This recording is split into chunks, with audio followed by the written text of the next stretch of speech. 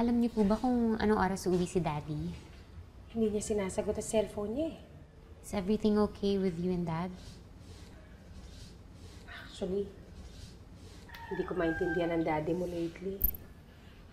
I think there's something bothering him pero ayaw niya sabihin sa akin kung ano. Kapag tinatanong ko naman siya, he either shuts up or sisingalan niya ako. I'm sorry, hindi ko alam na may ganun pala kayo ni Dad. No, don't be. Sa problema na mag-asawa, hindi dapat nadadamay ang mga anak kahit kailan. Actually, napapansin ko naman po eh. Kaming lahat, kaming magkakapatid, na may something sa inyo ni Dad. I tried reaching out to him pero siya yung lumalayo eh. Lagi siyang umaalis. Lagi siyang wala. Gusto mo ma, tulungan kita. Paano?